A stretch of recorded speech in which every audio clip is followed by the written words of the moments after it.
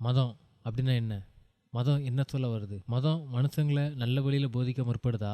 இல்ல அந்த மதத்த வச்சு மனுஷங்க தங்க சுயநலத்துக்காக பயன்படுத்துறாங்களா? எது உண்மை? அப்படிங்கிறத ஆராய்ஞ்சு பார்ப்போம். நான் உங்கள் Saravanan. Welcome to our channel.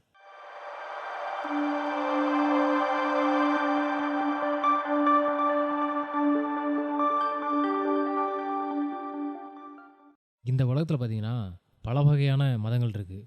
ஒவ்வொரு மதமும் தனித்தனி பண்புகள கொண்டு இருக்கு. இந்த மதங்கள் எல்லாம் என்னதான் தனித்தனி பண்புகள கொண்டு வேறுபட்டு இருந்தாலும், அந்த மதங்கள் சொல்ல வர்ற உவமை என்னன்னா, அன்பு. ஆமாங்க. இந்த உலகத்துல எல்லா மத கடவுள்களும் அன்பு மட்டும் தான் போதிக்குது. அப்படி இருக்கும்போது, எதற்காக மனுஷங்களுக்குள்ள இந்த மத சண்டை? எதுக்கு இந்த பிரிவினை? அன்பை மட்டும் போதிக்கும் கடவுள் எதற்காக இந்த மத சண்டைகளை பார்த்து அமைதி காக்கணும்? இப்படிப்பட்ட கேள்விகள் நமக்கு கண்டிப்பா வரும்.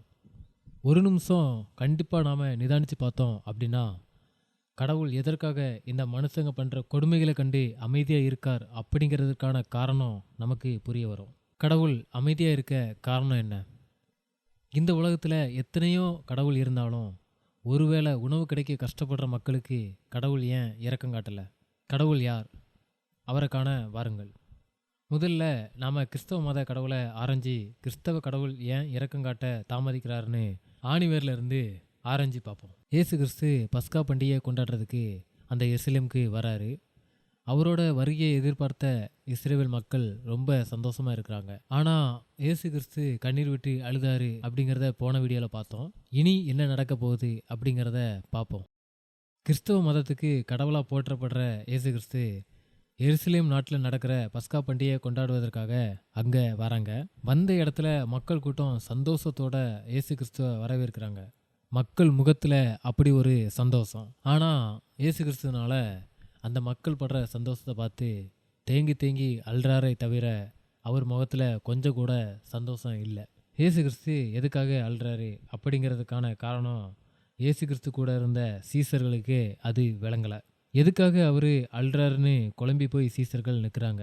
இயேசு கிறிஸ்து எதுக்காக அழுறேன் அப்படிங்கிறதுக்கான காரணத்தை 2 நாளைக்கு முன்னாடி தான் ஒரு மலை உச்சியில் இயேசுவும் சீசர்களும் தங்கி இருக்கும்போது சொல்லியிருப்பார்.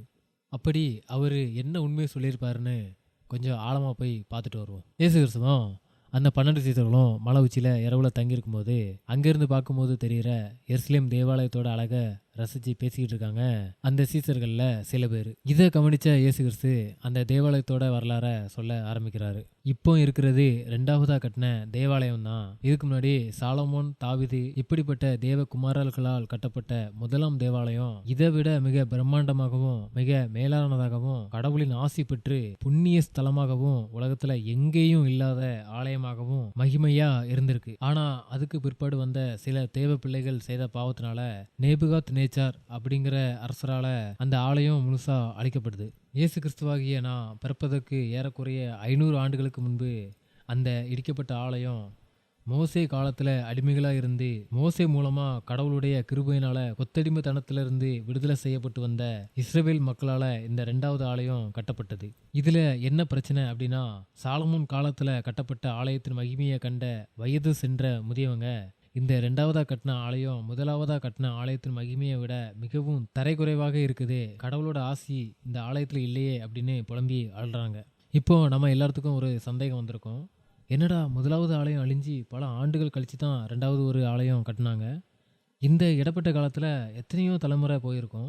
அப்படி இருக்கும்போது எப்படி 1வது ஆலயத்தை பார்த்த மனுஷன் 2வதா கட்டின ஆலயத்தையும் பார்த்துருக்க முடியும் அப்படிங்கிற கேள்வி நமக்கு வந்திருக்கும். இதைத்தான் இந்த ஆகாய் தீர்க்கதரிசி அந்த ஜனங்களை பார்த்து கேட்குறாரு. இந்த ஆலயத்தின் முந்தின மகிமையை கண்டவர்களில் உங்களுக்குள்ளே மிச்சம் இருக்கிறவர்கள் யார்? இப்பொழுது இந்த ஆலயம் உங்கள் பார்வையில் ஒன்றுமில்லாதது போல் காண்கிறது அல்லவா? இப்படி அந்த தீர்க்கதரிசி மகிமை இல்லாத ஆலயத்தை பார்த்து கண்ணீர் விடும் வயது சென்ற முதியவர்களை நோக்கி அந்த ஆகாய் தீர்க்கதரிசி அழுத்தமா ஒரு வாக்குத்தத்தம் கொடுக்குறாரு. அது என்ன வாக்குத்தத்தம் அப்படின்னா, முந்தின ஆலயத்தின் மகிமையை விட இந்த பிந்தின ஆலயத்தின் மகிமை பெரியதா இருக்கும். சகல ஜாதிகளையும் அசைய பண்ணுவேன். சகல ஜாதிகளாலும் விரும்பப்பட்டவர் வருவார். இந்த ஆலயத்தை மகிமையினால் நிறைய பண்ணுவேன் அப்படின்னு தீர்க்க தரிசனம் கொடுக்கிறாரு. இந்த ஆகாய் தீர்க்கதரிசி சொன்ன வாக்கு தத்துவத்தை கேட்ட யூத ஜனங்கள் 1வதா கட்டின ஆலயத்துக்கு இருந்த ஆசிதான் இப்போ 2வதா கட்டின ஆலயத்துக்கும் வரப்போகுதுன்னு நம்பி அதே வழிமுறையை தான் பின்பற்றி வராங்களே தவிர ஆகாய் தீர்க்கதரிசி வார்த்தையின் உண்மையான பொருள் என்ன என்பதை அறிய முடியாதபடிக்கு பெருமையும் நம்பிக்கையின்மையும் அவங்கள குருட்டாக்கி போட்டுருச்சு. கடவுளோட மகிமை மிக்க மேகத்தினால இந்த ரெண்டாவதா கட்டின ஆலயம் சிறப்பிக்கப்படலை. அப்படின்னாலும் தேவ மகிமை பரிபூரணம் எல்லாத்தையும் கடவுள் மனித ரூபத்துல அனுப்பிய இயேசுநாதர்கிட்ட நிரம்பி இருக்கு. அந்த இயேசு கிறிஸ்து அந்த ஆலயத்தின் பரிசுத்த ஸ்தலத்துல நின்று போதித்து சுகமளிச்சு எல்லா மனிதர்களாலும் விரும்பப்பட்ட இயேசுநாதர் தான் கடவுள் ஆகாய் தீர்க்கதரிசியின் மூலமா வாக்கு கொடுத்த முந்தின ஆலயத்தின் மகிமையை விட பிந்தின ஆலயத்தின் மகிமை பெரிதா இருக்கும் அப்படின்னு சொன்ன வாக்கு தத்தத்திற்கு இதுதான் அர்த்தம்.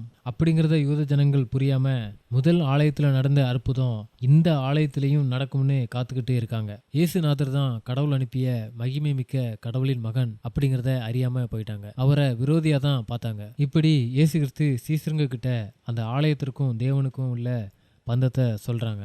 இதுக்கப்புறம் தான் பழைய ஏற்பாட்டில் கடவுள் கொடுத்த வாக்குத்தத்தத்திற்கான உண்மையான விளக்கம் அந்த சீசர்களுக்கு புரிய வருது. இன்னைக்கு வீடியோல அந்த யூத ஜனங்க மூட நம்பிக்கையில கடவுளுக்கு விரோதமா கடவுளே நம்பி அந்த முதலாவதா இருந்த ஆலயத்தோட மகிமை ரெண்டாவது ஆலயத்துக்கும் வரும் அப்படின்னு நம்பிக்கிட்டு இருந்தாங்க. ஆனா இயேசு அந்த ரெண்டாவது ஆலயத்தை பார்த்து சீசருங்க கிட்ட இந்த ஆலயத்தில் ஒரு கல்லின் மீது இராதபடிக்கு செய்வேன் அப்படின்னு நம்ம யாருக்குமே பிடிக்காத வார்த்தையை சொல்றத நம்மால பார்க்க முடியுது. எதுக்காக அப்படி ஒரு வார்த்தையை சொல்லணும்? மனிதனை நேசிக்க தான் வந்தாரு இயேசு. அப்புறம் எதுக்கு இப்படி பேசணும் அப்படிங்கிறதற்கான முழு விவரத்தை வரும் காணொளிகளில் பார்ப்போம். நன்றி, வணக்கம்.